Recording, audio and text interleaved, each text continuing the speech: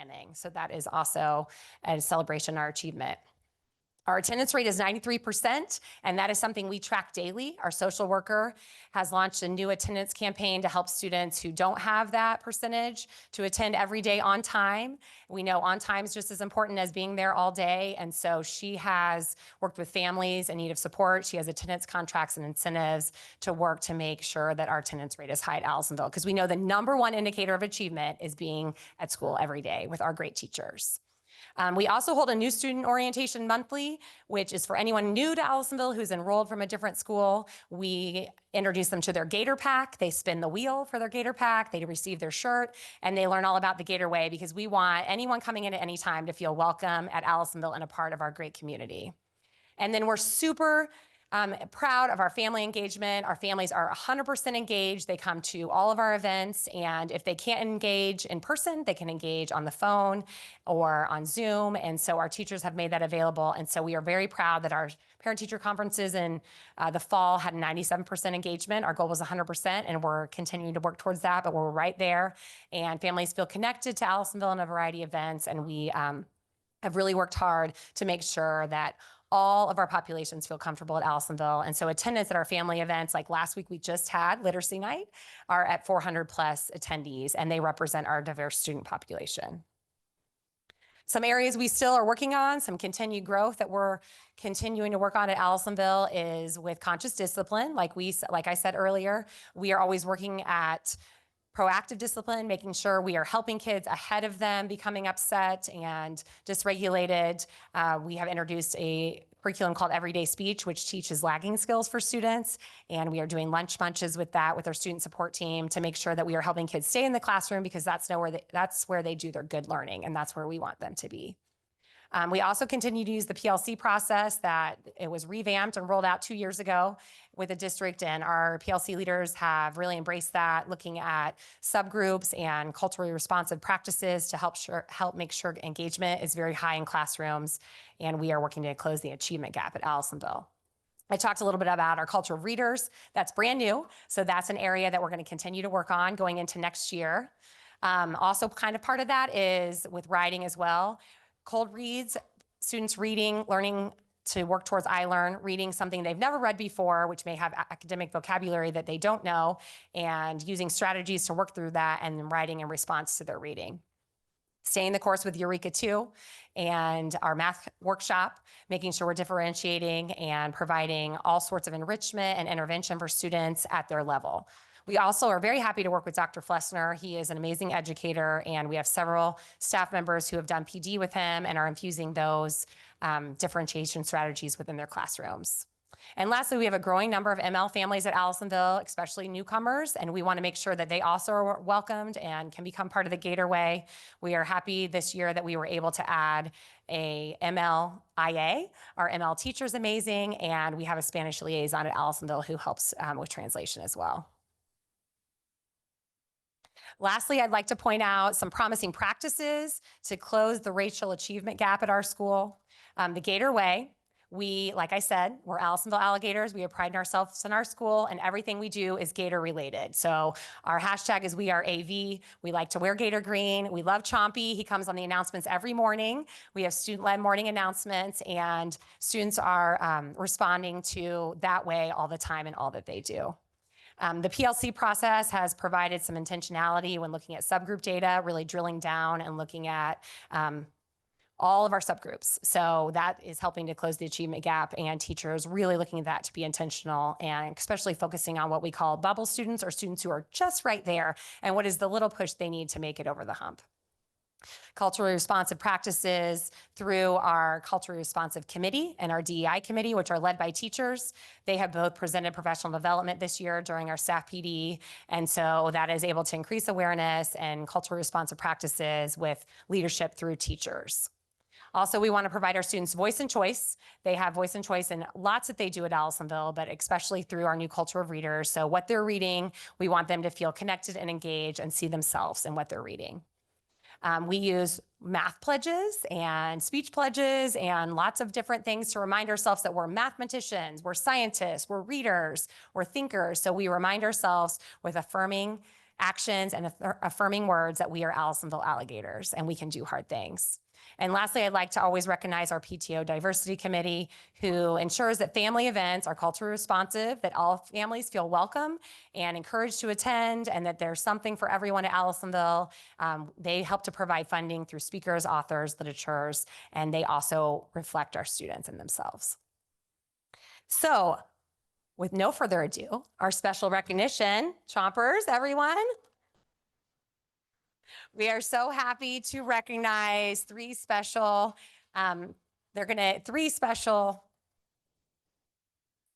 not just one person, but lots of people, but we'll have one person come up and receive the award. So the Gator Chomp was a student-led newspaper. This is the first year we've ever had a student-written and run newspaper. It was an after-school club, both in the fall and the spring. It was really well done, like remarkably well done. And many of them are here. If you are from the Gator Chomp, if you could please stand up. So these are some of our writers. But we are going to have Scarlett Dominguez, who's a fifth grader, and she was on both the fall and the spring edition of the Gator Chomp. She's going to come up and actually receive the award with Dr. Woodson. So Scarlett, come on up.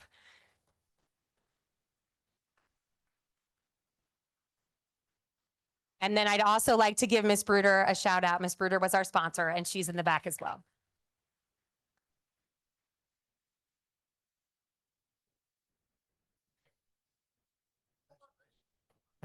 Okay, great. If you're part of the Gator Chomp, and Ms. Bruder, come on up.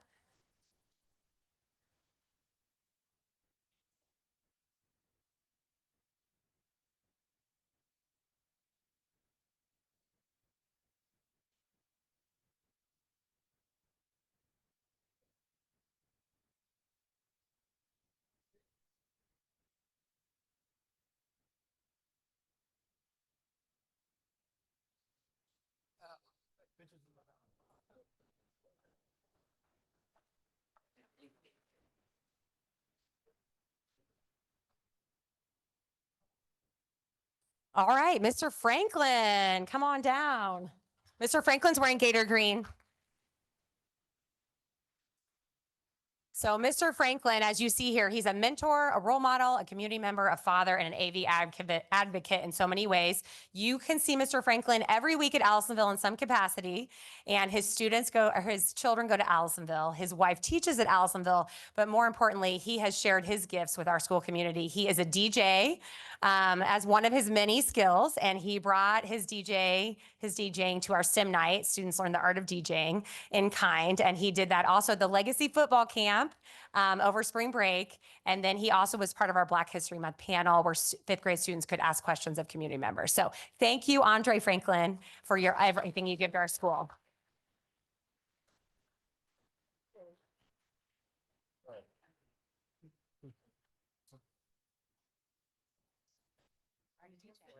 In Kauai.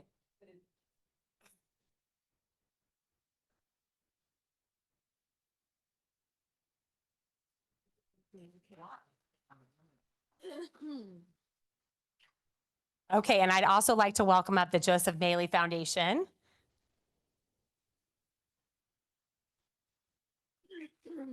This is Mary Emily Wang, who represents the Joseph Maley Foundation, and they have been a strong partner for our school for several years. But this year, they were able to provide puppet shows for grades K through 4, where the puppets presented about different disabilities, and then our students could ask questions of the puppets.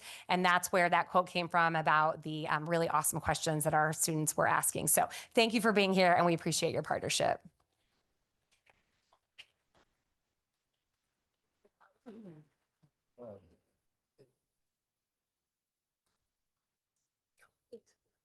And we'll get a photo also. Thanks.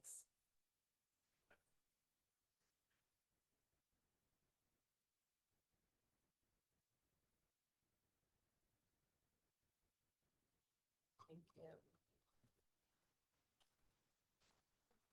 you.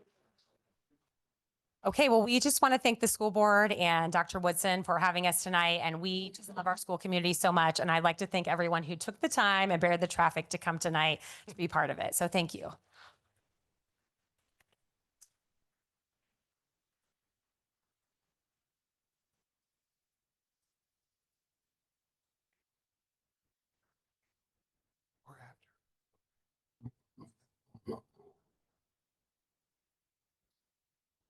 Okay.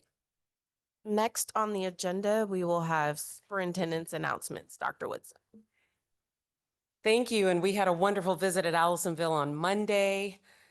Great things happening at Allisonville. And you felt the Gator Way every time you're in their presence. In superintendent announcements, you have several things. I'll only go over the new ones. Following along with our continued review and analyzing the Department of Education's high school redesign, I put some more resources in your hands so that you can follow this along with us.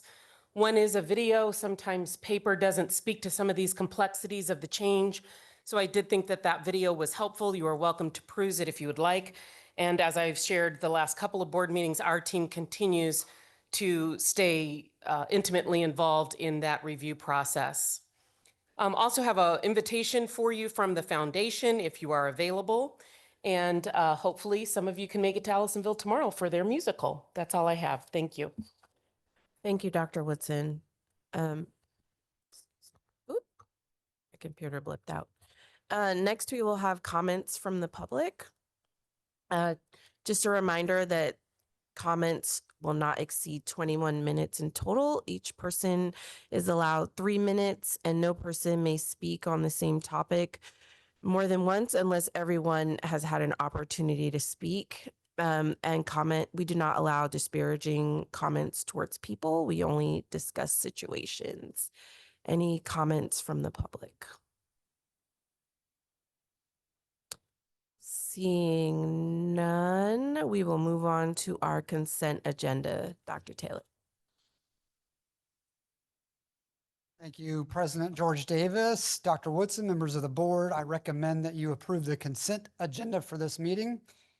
This consent agenda includes approval of the minutes of the April 10th, 2024 board meeting, approval of one payroll calculation summary report, a claims docket in the amount of $4,860,392.17, a human resources report containing for classified personnel, 7 new hires, numbers 230 through 236, 12 resignations, numbers 146 through 157, 4 terminations, numbers 28 through 31. For certified personnel, we have 6 resignations, numbers 105 through 110. And we're asking for approval of the employee group calendar, leave and benefits consolidation project, as well as approval of the added custodial positions in the district. There are no non-competitive grants, gifts, or donations to present for the board's approval this evening.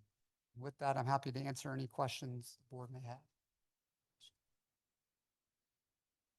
If there are no questions, I move approval of the consent agenda as presented by Dr. Taylor.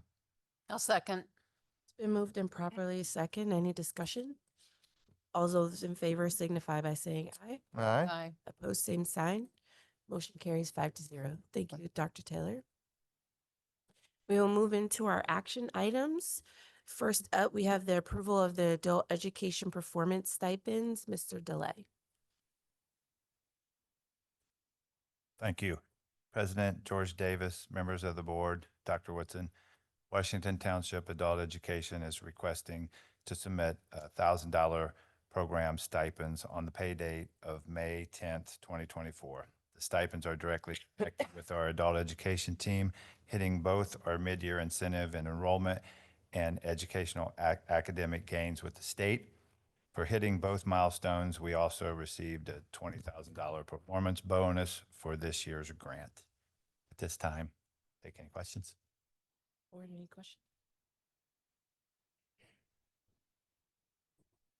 I move that we approve the adult education performance stipends as presented by Ms. Clay. Second. It's been moved and properly second. Any discussion? All those in favor signify by saying aye. Aye. Opposed, same sign. Motion carries 5-0. Thank you. Thank you. Ms. Thank you. Next, we have approval of federal school-based mental health services grant proposal. Mrs. Dotson. Good evening, Dr. Woodson. Good evening, Madam President George Davis and school board members. Tonight, I am here to seek your approval to move forward with our application for the Federal School-Based Mental Health Services Grant, which is designed to increase mental health support for children and youth in schools with demonstrated need.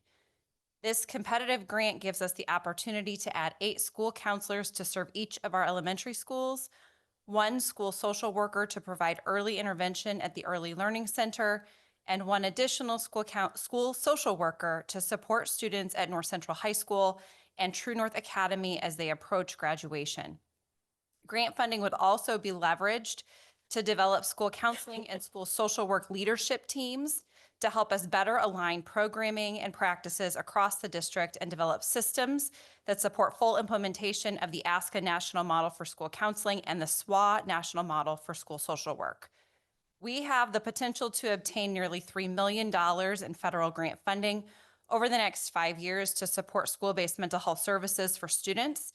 And to promote sustainability of school-based mental health services, we must provide a 25% match in funding. Anticipated outcomes of this grant funding would be a decrease in chronic absenteeism, a decrease in out-of-school suspensions, and an increase in students' sense of belonging in their school communities. You should have several documents, including the project abstract, a detailed budget, a logic model that demonstrates the grant activities and how they will impact positive student outcomes, and a lengthy grant narrative that demonstrates Washington Township's level of need, along with a detailed explanation of how we would utilize grant funding. I'd like to seek your approval to move forward with this grant application, and I'm happy to answer any questions that you may have. Board, any questions? Mr. Turner? So- Sorry, just to make sure, and I apologize if it's in one of these documents, but I'm assuming this is competitive. What's the bucket that we're trying to pull us 3 million from? Do you believe we can get that amount, or is that a part of a shared grant funding piece, or how does that work? So my understanding, it is a competitive grant. I think it's a very competitive grant. There have been several iterations of this. I think the last one, it was in fall of 2022. They have told us that they are going to be they are going to be awarding between 20 and 25. They anticipate 20 and 25 awards. And they had said, and I don't have it right in front of me, there's many documents, as you can imagine, with a federal grant, but they have said for each of those 20 to 25 grants that the anticipated grant amount is within the amount that we have budgeted. And so I think our award amount is on par with what they are anticipating those grant awards to be. So I don't know that we're asking for a much larger quantity of money than other districts would. Thank you. That you said that better than I could, so thank you for the answer. Ms. Cooper? So when would this be awarded? And I'm assuming would it be for the next school year, or would it be, okay. That's a really good question. So unfortunately, the timing of this is not ideal. What they're saying is that we would receive notification of the award by September 30th. They also use language in the grant that says that they want you to be utilizing funds within 180 days of the award. When you do the math on that, we could look at like a mid-year hire for people potentially. Sometimes that would go better for school people to hire at semester, potentially get some December grads than hiring in September or October. But they do say within 180 days. Thank you. No further questions, Madam President. I move we approve the federal school-based mental health services grant proposal as presented by Mrs. Dotson. Second. It's been moved and properly second. Any discussion? All those in favor signify by saying aye. Aye. Opposed, same sign. Motion carries 5-0. Thank you, Mrs. Dotson. Good luck. Next, we have the approval of the responsive classroom elementary core course and consultant observation and feedback visit. Mr. Blount. Thank you. Good evening, Dr. Woodson, President George Davis, members of the board. Come to you this evening seeking approval of a contract to provide responsive classroom services in the amount of $24,900. Responsive Classroom is an approach to teaching and classroom management that focuses on engaging academics, positive relationships, and developmental awareness. Washington Township has been training elementary teachers in Responsive Classroom for many years, and the summer workshop is always popular. It always fills up. We have funds available through our Title I grant to cover the cost of training, as well as stipends for approximately 30 teachers. A certified Responsive Classroom consultant will also visit one of our elementary schools next spring to observe, evaluate our progress, and provide actionable feedback. Happy to answer any questions. Board, any questions? If there are no further questions, I move approval of the Responsive Classroom Elementary Core Course and Consultant Observation and Feedback Visit proposal as presented by Mr. Bloom. It's been moved and properly second. Any discussion? All those in favor signify by saying aye. Aye. Aye. Aye. Opposed, same sign. Motion carries 5-0. Thank you very much. Next, we have the approval and adoption of the second reading of policies C-275, E-100, F-100, F-125, F-150, F-175, F-200, F-225, and F-250. Mrs. Smith. Thank you. Thank you, Madam President. Dr. Woods and members of the board, I bring to you this evening the second reading of the policies just mentioned. I'll do a brief overview of the topics for each one. And starting with policy C-275 is the test security provisions and for statewide assessments. And this replaces policy 2623-01. And this policy is required by law, and the DOE updates them with forms and documents annually. Next one is policy E-100, adoption of curricular materials.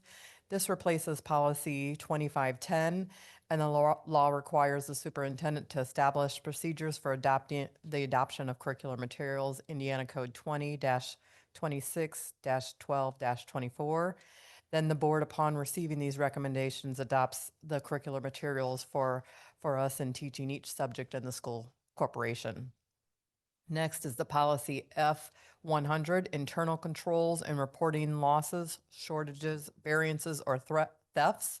This replaces policies 6111, 6470, 6510, 6520, 6610, 6620, 6621, 6800, and 8900.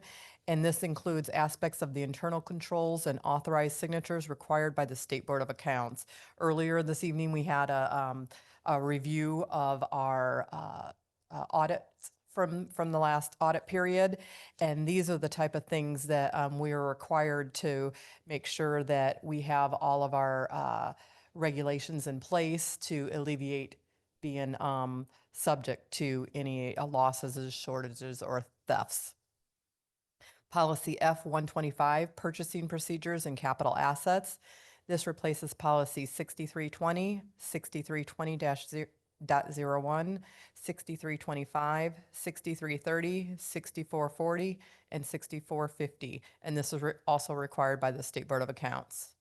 Next, we have the use of credit cards, policy F-150, and this replaces policies 6423 and 6423.01 and is also required by the State Board of Accounts. Next, we have policy F-175, collection and forgiveness of debt, bad debt. This replaces policy 6145, 6151, 6151.01, and 8500, and is also required by the State Board of Accounts. Next, we have policy F-200, investment income.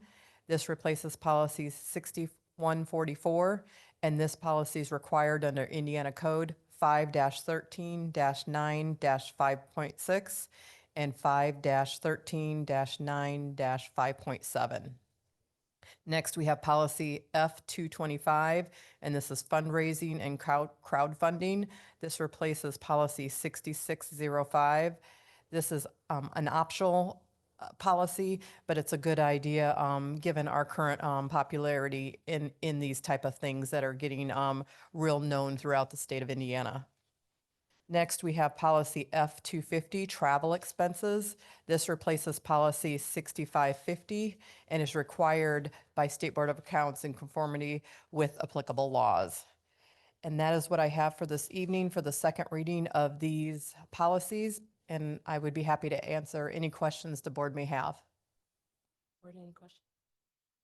If there are no questions, Madam President, I move we approve the adoption of the second reading of policy C275, E100, F100, F125, F150, F175, F200, F225, F250, as presented by Mrs. Smith. Second. It's been moved and properly second. Any discussion? I would like to make just one discussion point, and I'm going to do this at pretty much every meeting. Yep. We have this, Good. just for the public and anyone listening. I wanted to emphasize that although this sounds like a lot, yes, we have read these. Yes, there are a couple of board members who talk to Becky and vet all of these. They go through the subject matter experts within the district. So though it sounds like a lot of words and like we're approving a lot of things at once, I want to reassure my fellow board members and anybody listening that yes, we indeed have carefully read and vetted. That's Yes. Thank you, Ms. Fry. All those in favor signify by saying aye. Aye. Opposed, same sign. Motion carries 5-0. Next, we have the approval of the first reading of policies C300, C350, C375, C400, C450, C525, C550, F176, and F275. Mrs. Smith. Thank you, Madam President. This evening, I will go through some of these for the first reading of these policies. And this is due to us having minimal board meetings throughout the next couple of months. So there will be a couple board meetings where we're doubling up, where we're approving one set from the month before and pre-approving the first reading. So then we can approve a set of these each month. So these will be, will come back to the board for second reading and adoption in May. So we will start with policy C300, which is programs for students with disabilities and least restrictive environment. This policy replaces 2460.02, and this is required under Indiana codes 7-42-10 and has been requested as part of the recent Title III audits through the state, not our particular audit, but their audit that they have to do through the federal government. Next, we have policy C350, and that is on student discipline, and this replaces policies 5500, 5600, 5611. This is not required, but helpful to have, and it goes in line with Indiana Code 20-33-8-12. Next, we have policy C375, and this is suspension and expulsions of students. This replaces policies 5605, 5610, 5610.02, and this is also required. Next one is policy C400, use of restraint and seclusion with students. This replaces policies 3212, 5630, and 5630.01. The law does not require this policy, but this is one of those policies that's based on current law. Some language is in this is in line with the statute, and it's from Indiana Code 20-20-40-1. And next we have policy C450, and that is drug prevention and drug testing. And this replaces policies 5530, 5530.01, 5530.02, and is required by law. Next, we have policy C525, medical needs at school. This replaces, this is a long-winded one, so just be prepared. Replaces policies 2413, 2414, 5320, 5330, 5330.01, 5330.02, 5330.03, 5335, 5340, 5340.01, 8451, 8452, 8453, 8453.01. This is the same as some of the ones we've talked about before, where the law doesn't require this particular policy, but section of the policies are based on law, and it's from Code 7-36-9.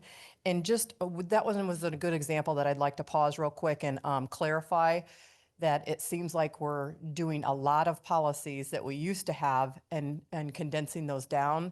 And I just wanted to kind of explain to the board and to the public that a lot of these have one word difference. So one of them might have said for students, one of them might have been instead for staff.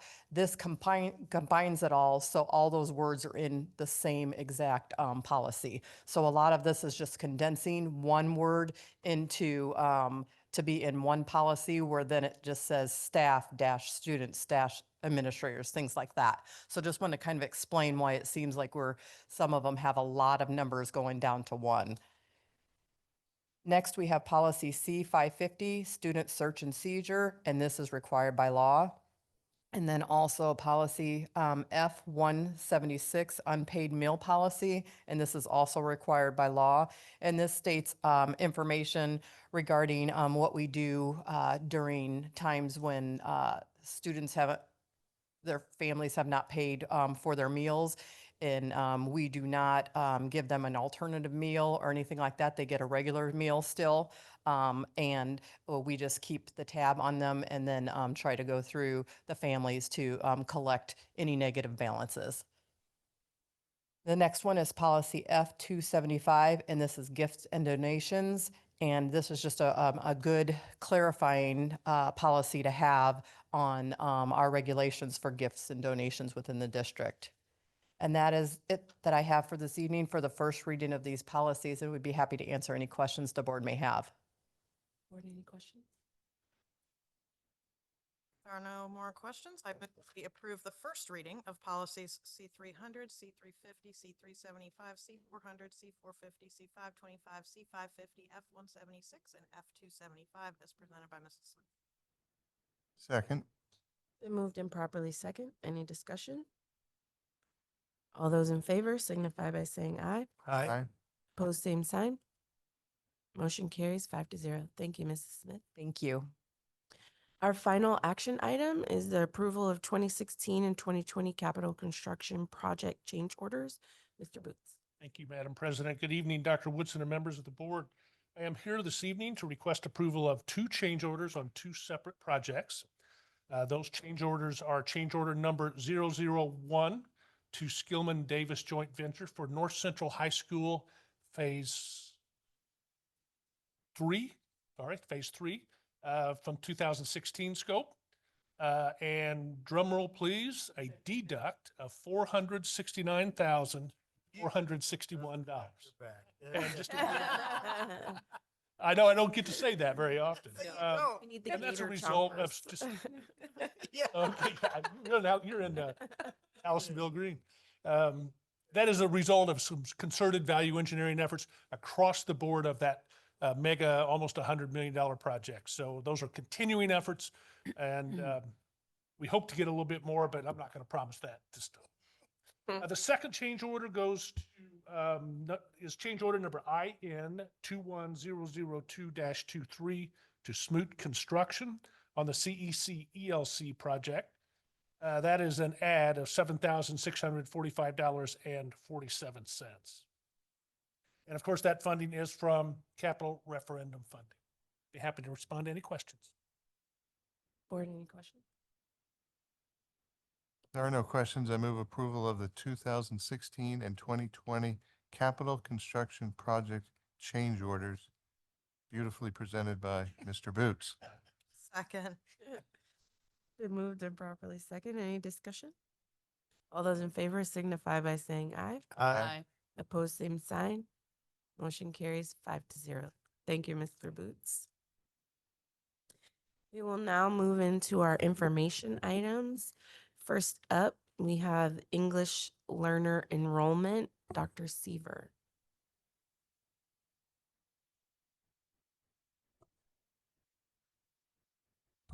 Good evening, Dr. Woodson, Madam President, and members of the board. Tonight, I am here to share with you some updates related to our enrollment of multilingual learners throughout the district. I will be providing you with a high-level overview of significant changes in our demographic data, and you have more detailed data analysis in your board docs. As you know, we are proud of our tremendous linguistic diversity in Washington Township schools with over 70 languages spoken throughout our community. Our multilingual learner enrollment has fluctuated over the years, and in October of last school year, we reached 1,834 students who were served in the English as a New Language program, which was an all-time high at that time.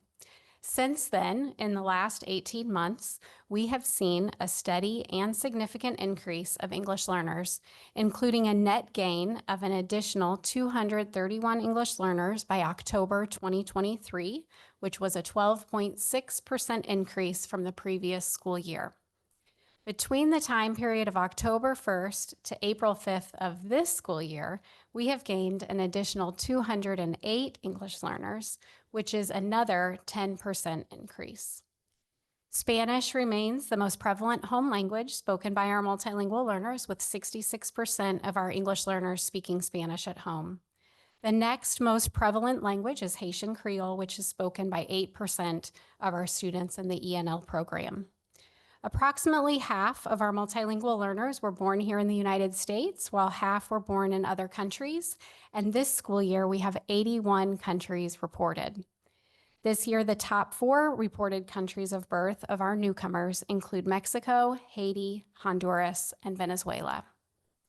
As we continue to work toward the goals in our district strategic plan and school improvement plans, we are adapting our strategies to best serve this exceptionally diverse and evolving subgroup.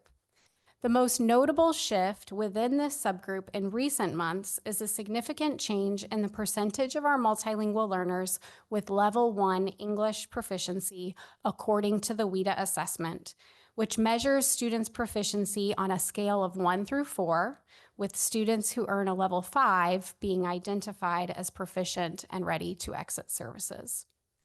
Our historical ENL data illustrates that in October of 2018-19 school year, we had 251 English learners identified as Level 1. By October of 2023, the number of students with Level 1 proficiency had more than doubled to 564 and has increased to an unprecedented 791 students with a Level 1 English proficiency as of this month. Every school in the district has experienced an increase of English learners who are just entering their journey of adding English to their linguistic repertoire. In response to the significant increase of multilingual learners, particularly of those who are new to the country and new to English, we have allocated additional resources and in some cases repurposed resources to best serve these students. Our teaching and learning team has intentionally integrated ENL best practices in our professional learning experiences district-wide. Although we are working hard to provide a culturally responsive learning environment for all newcomers upon enrollment, we do face some heavy challenges at all levels during the spring semester due to designated state testing windows for assessments that are required of all students, regardless of English proficiency status. Overall, we are proud of our robust infrastructure, including a partnership of our school social workers and our multilingual family liaisons who welcome multilingual learners to the district, and we are committed to ongoing improvement and adaptability amid these significant changes. And to close, I am happy to answer any questions the board may have. So just to make sure I'm clear, let's say a child who just got here from Haiti enrolls at Nora on March 1st. In April, they're taking iLearn, right? That is correct. The exact same iLearn as everybody else That is correct. in English. That is correct. Thank you, State Legislature. How, I am curious, with the increase in Haitian Creole now being our second most common, how is it going with finding Creole speakers, you know, to assist? Because I'm guessing based on my work experience, we can find people who speak Spanish, right, for interpretation, for help, but you know, people who are fluent in both English and Haitian Creole and can interpret are, how is that going with actually being able to have the staff and professional support to be able to support this? Sure. So this is actually an example of repurposing of an allocation that we did earlier this school year. We had one of our much beloved multilingual family liaisons who served our Karen and Karenni families resign. And so we looked really closely at our data to decide when we reposted that position, which language we really needed to look at supporting most. So we actually filled that position with a Haitian Creole family liaison because we've seen a decrease in the number of families in our school community that need support with Karen and Karenni, and an increase in the number of families who need support with Haitian Creole. And so we do have a full-time Haitian Creole family liaison that supports all schools in the district through a language support request form process. We also work with a couple of community partners, Luna Language Services, LTC Language Line, that provide language support as well for interpreting services. Mr. Frenzel. I'm thinking complexity index, and I'm not sure if you know the answer or if maybe it's a follow-up, but I'm curious as to how this impacts our reimbursement or our funding from the state as far as the complexity index. And maybe at one time I knew the various metrics, but I don't know how the English language fit into that.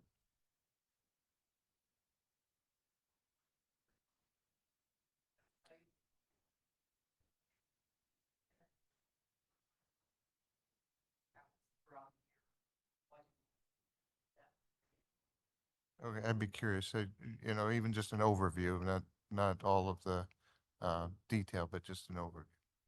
Thank you. Oh, Ms. Fry. If you have some too, I can wait. I've just had, my question's really easy. I know that all of our schools are being impacted, but are there any particular schools that are really hard hit right now? Yes, you'll see in our multilingual school history, you In can the see history, the okay. changes. So it's the second tab on the historical ENL data. Okay. Schools that have had the most significant impact, just generally speaking, would be Willow Lake Elementary has seen a really large increase. Northview Middle School, North Central High School are the three that stand out the most in terms of each level, but every school, it was a common theme throughout our quality assurance reviews with each and every school in terms of this is something that they're working on. Thank you, Ms. Fry. I'm just super interested in this. So I promise I won't ask you anymore. I can always talk to you individually. You mentioned kind of, Spanish is this percent, Haitian Creole is like 8%. In terms of just this increase we've seen this year, between October and April of this year, is that fairly proportional overall, or is there like a particular language that's like driving this most recent surge more than others? Spanish and Haitian Creole Okay. are the two. Yeah. Okay. And just last question, I promise. If you don't know, that's fine. Other than obviously what I myself read in the newspapers, and things like that, do you have any personal kind of knowledge from being in this on factors that are driving? I mean, we all know factors that are driving increasing, overall in the country, but just particularly this year, literally since the start of the school year, it's been, like Dr. Woodson was saying, just insanely unprecedented. Anything particular other than just sort of what we all already know from reading the news that to be driving it? I think similar to you, I read the news. We do have a group of EL coordinators that connect on a regular basis and kind of talk through this because we do, it helps a little bit for us to know the journey in which our students have traveled before they've come to us. But we are seeing this increase somewhat throughout the whole city of Indianapolis. I think the cost of living is fairly low compared to other major cities. But I'm certainly not an expert on that. But I do know Washington Township in particular has seen one of the largest increases. Thank you.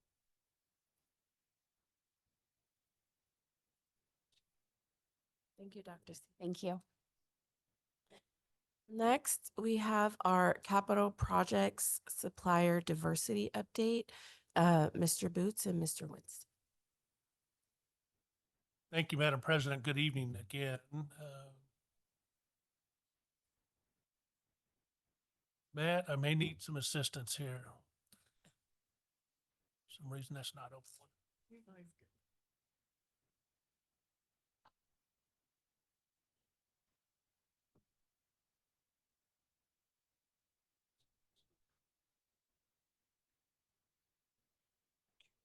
They always make it look so simple, don't they?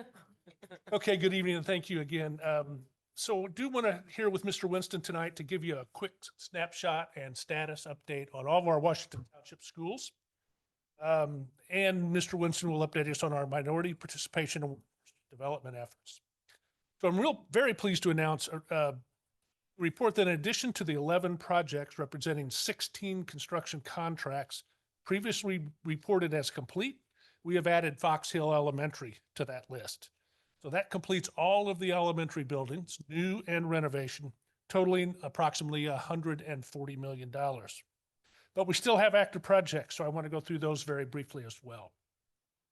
At the high school is our phase 3. That's the mega project that we have going on, and is renovation of the entire building and additions for the administration and theater arts area. It'll be ongoing for the next 18 to 20 months as we phase our way through that existing building of almost 1 million square feet when we're finished.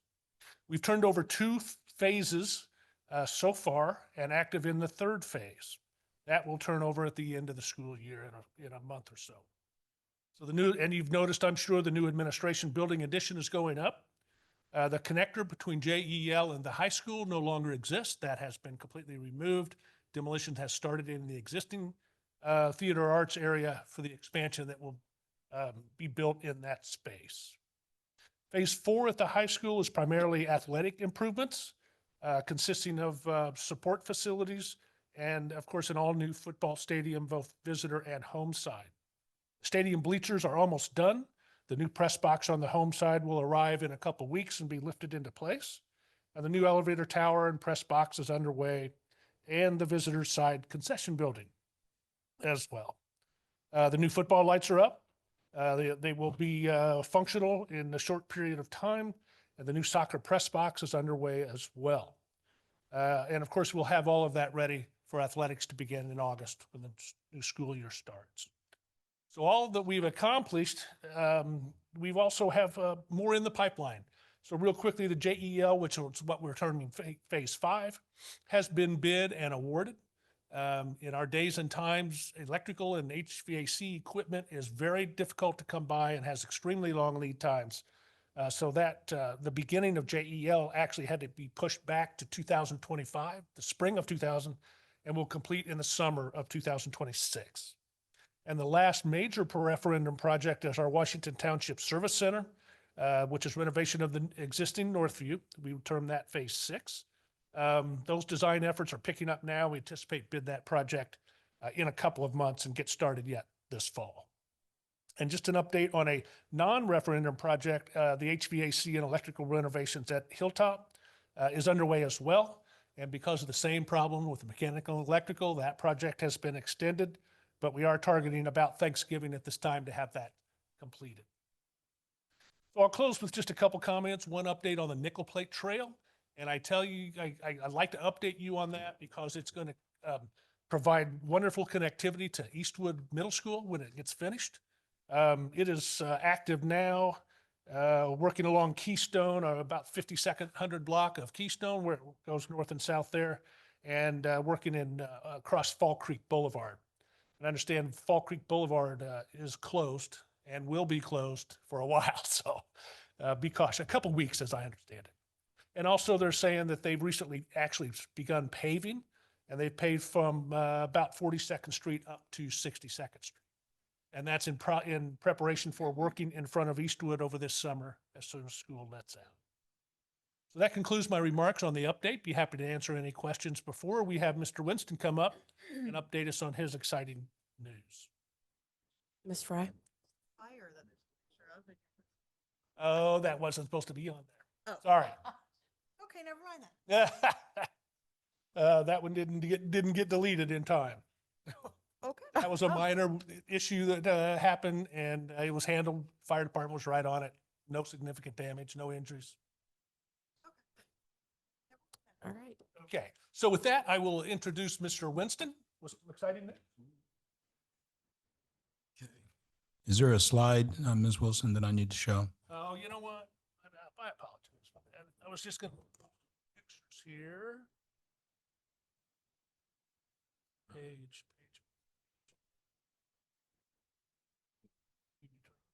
Nope. Yeah, these are the light boxes and just some of the update. I was gonna flip this as I went. I got Like 20. new update. This one's after the performing arts area there. Pipeline, the new salt barn at the high school, and some interior photos go through there as well. And gym's being renovated, classroom space. And I'm flipping past you, got them on your, as well. New concession stands underway, as I mentioned. Okay, Robin. You can just sit down, but to- Good evening, members of the board. Thank you for letting us give you a brief report on what we've been able to accomplish. Superintendent, thank you. We began this journey a long time ago in the basement of churches, in living rooms in Williams Creek, at 91st and College in all kind of weather. And if you remember, people were saying first we would never pass the referenda. We ended up, thanks to the people of this community, passing the referenda. I think the first one at about a 64% clip. If you remember, Superintendent, we were up, I don't know, 1 o'clock in the morning talking to each other to say that it passed, and because the television was way behind, but we were getting our numbers there. So I say that, members of the board, that you would never be here even talking about this without the hierarchical support of this board. The very fact that this board and your predecessors approved those policies that resulted in supplier diversity being a priority is why we can report that we have over $100.7 million of spend directed to XBEs. Now, that's, yay, woo! So for those of you tuning in at home, that's 100.7 million to spend. But the bottom line is we have, we've done very well, thanks to you. It's been the catalyst because I'm fortunate enough to have worked on the IPS referenda. That's 410 million of capital. But many of the people that submitted their applications to do work for IPS sent beautiful photos of the work that they completed in Washington Township. So, Mr. Fensel, a long time ago, you asked me, would this be the catalyst for these firms to be competitive elsewhere? It indeed was. And that's why you're able to see firms that grew tremendously, not only in revenue, but have been able now to go downtown and be part of the Indiana University Health $4 billion project because you gave them the bona fides by working with you here. So one of the most important tenets of a successful supplier diversity program is the hierarchical support of the entity and the body there. The other thing I want to commend you on, because I do disparity studies around the country, we didn't have to do a disparity study. We did it the old-fashioned way. We put it out to the free market to see what would happen. And amazingly, people would call me and say, well, what's so-and-so coming in at? And I'd always say, Mr. Turner, at least 35%. So they'd come in at 34% or 38% because they wanted to be competitive. Without that, you don't end up with $100.7 million either.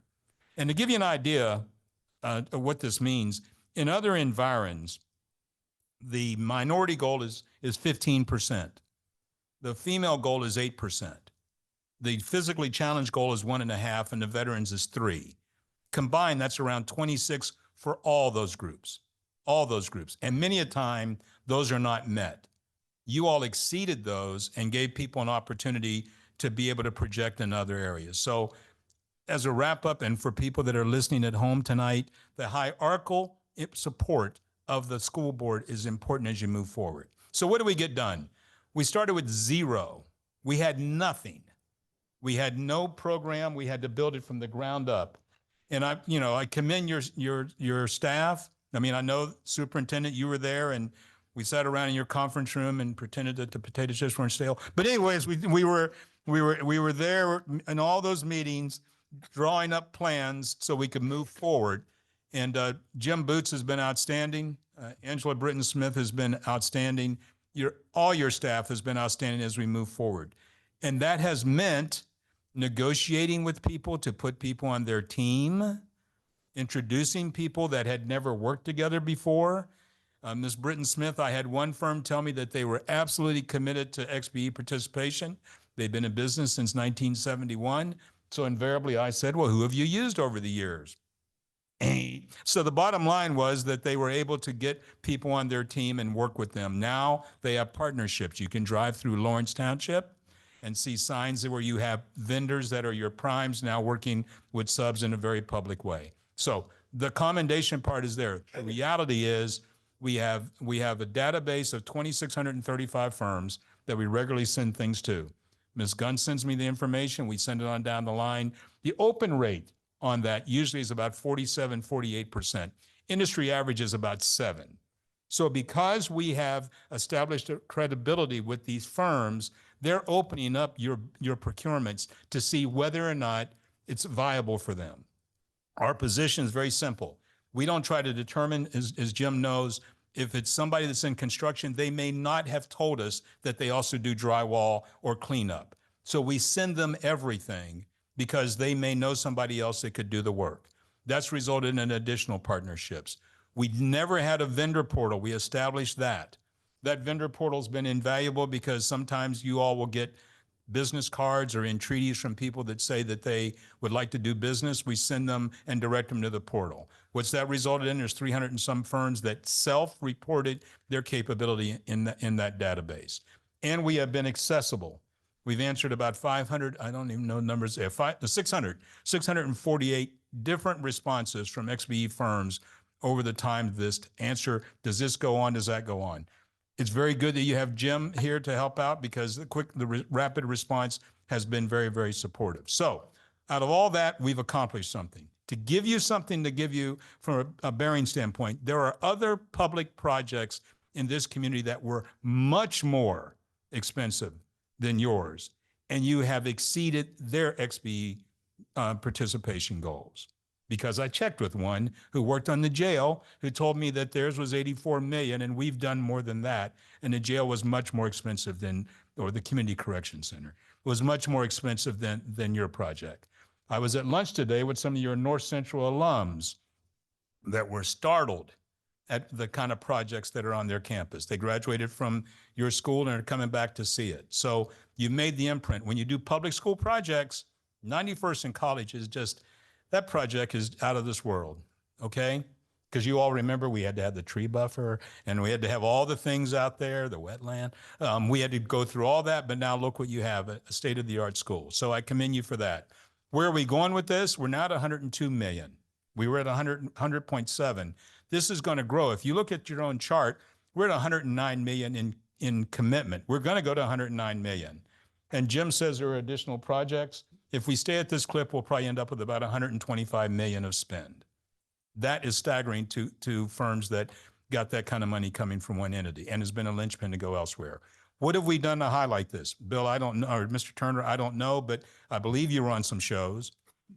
So here's the way you do media now. You don't do a 10 o'clock press conference and expect everybody to show up because you may have a dog, a cat, and a bird show up for your announcement, all right? So you don't do it that way. You have it rolling. If you accommodate the media. So if Gary Dick wants to interview at whatever time of day, you do it because you're going to end up on Sunday morning, statewide, to be seen by people all over the place. Recorder's going to do a story on you. TLC has already recorded you, right? Yep. On their show live. We are staging, thanks to Jim's work and Angela's work, or Ms. Britton Smith's work, we are staging something for Channel 4 and Channel 59, where your lead firm will work with some XBEs to demonstrate it. So we're creating B-roll that can be used in the future in a positive fashion for public school to be on television. We're not done with the IBJ yet. We're going to keep trying to get them to do a story about us. But I ran off tackle again this morning. I know Leslie, we're going to keep trying to do that. 6 and 13 have expressed an interest, and we're going to continue to do that. So the bottom line is we've been able to get our message out effectively. Now, where does this all lead us? we have to really work with our kids to get them opportunities to get job placement. And we've been trying to do that, and we've done that. We've been successful getting about 8 or 9 kids placed into jobs. I was just on the phone with one parent this evening before I came here talking about their child being able to apply for the apprenticeship programs. I would really ask, as you retool, and we talked about this lots of time, we really try to make a commitment to get some semblance of a construction program for your JEL, even if it's off campus. The bottom line is that there are going to be a staggering number of jobs in the construction trades.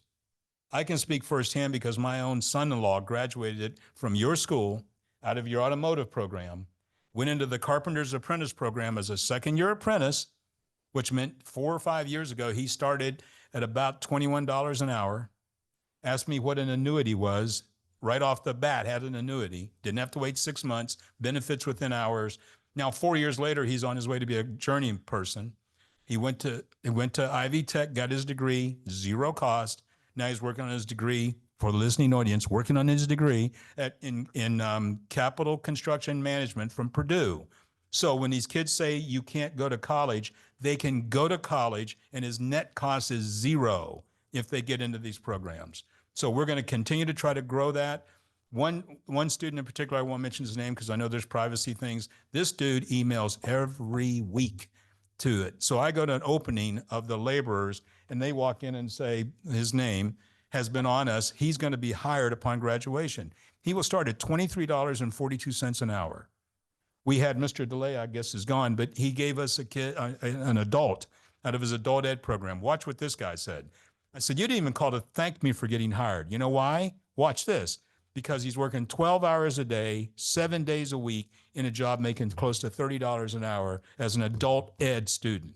So these opportunities are there, you all. We should take full advantage of them because as you know all too well, not everybody's, watch this one, maybe they don't go to college upon graduation, but given the opportunity, they can go to college within 3 to 4 years at no cost. So our workforce development will continue with much more emphasis on that. But if we can get a strong construction program or even bringing in guest speakers, here's what happens with things. We're trying to get kids into the electrical trades, but Hamilton Heights has had electrical trades for 3 years. So they can't, on just up the head-to-head, they can't compete. We can compete because you're producing good students. I'll just close with this one last thing. This stuff will increase your enrollment. These projects will increase your enrollment. And you know what? You haven't had any rancor about the utilization of XBE firms on your projects. Because guess what? We exceeded what is even our goal to our wildest dreams, and we're not done yet. That's my report. I answer any questions that anybody has for the listening audience listening in tonight. Board, any question? I don't have a question, but a comment. Thank you very much. But also thank you to board members who were here when these very courageous conversations happened and decisions were made. And so thank you. We appreciate it. Thank you very much. Thank you. And we won the second time. We didn't mention that one about, remember 2020? Come on now, where's Why stop with one? 2020? We were out in the parking lot in 185-degree weather. But the bottom line is that we won, and it was overwhelming on that day too. So that's it. Thank you. Oh, Bill, I just want to make a comment, and Tracy, I co-witnessed that. Thank you. Okay. Thank you, Mr. Boots and team at ABS and Dr. Woodson. Yes, the board did lead the way back when we were doing the first referendum, but each board that was constituted after that stuck with that. And if we had changed and the board changed directions, we would not be where we are today. So that was good that the boards, as they changed, still stayed with that particular focus. I will say that being on that original, being part of that original board as we started to roll this out, this is not what we expected. This was, if we got to that 15% you mentioned, we were going to be excited, but we did not, to your point, we did not put it out there like, get to 15. We said, do the best you can and see how you fit with the other folks that come to the table. And that alone, I think, like you said, adjusted how much people came to the table, coming correct, if we want to say it that way, right? And the fact that Mr. Boots, and the team worked with folks that did not do that, and we did not bring people on board that did not want to do that. So that takes a lot.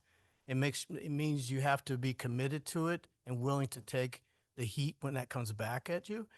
But the last thing I'll say is that I did do an interview with Gary Dick for the show, and he not only was he was impressed by what, as I told him how we did it and what we did, he was really impressed about it, as well as Tina Cosby for TLC, because she goes, man, that's pretty impressive. I go, yeah, we're pretty proud of that, right? And one of the questions that she did ask me was how to your point about other projects, how do other people figure out how to do this the way you did it? And of course, I opened the door, say, hey, just contact the district and Dr. Whitson, somebody talk. But basically, I wanted them to come to us if they had questions about it. And the fact that I think that the portal played a big role in, because one of the biggest things at the beginning was we can't find anybody. We don't know who is it. But if you got all these people listed, okay, what's your excuse now? So we knocked down a lot of the barriers and excuses. So I'm just really going on about this because I'm telling you, I am nowhere. I can't express how excited I am about what we've done and how hard that work was, but we stuck with it and we got there. And folks may say, well, that's great. That doesn't, what's that have to do with students? It has a lot to, as you mentioned earlier, it has a lot to do with the student body. It has a lot to do with the work at the district. We're equitable in the classroom. We want to be equitable with the dollars, public dollars, and we did that. And so hats off to everybody that played a part in it. I was doing this on the interviews too, so I'm sure they'll cut some of my stuff out because I kept going on about how good this is and how much we appreciate everybody that helped us out. So thank you again. There was a question asked earlier about why our enrollment from certain targeted populations has increased. First, you welcome diversity. You paint it all over the place. There are other districts, look, I work all over the state. Some are not as forthcoming on welcoming people. Some have purposely put up barriers, eliminated DEI programs, done a host of other things. You all have not done that. Secondly, when you drive down Harcourt and see a brand new school, when you go into certain areas that should not have a brand new school, that are less than a few blocks away from the 96th Street barrier, people begin to think, well, they're investing in me. And that word gets out and permeates pretty quickly in certain communities. So thank you. Thank you, Mr. Winston and Mr. Boots. That was phenomenal. Anything else for the good of the order? If not, I will entertain a motion to adjourn. Second. Moved and properly second. All those in favor? Aye. Aye. Aye. You sure? Give it a loud. Yeah.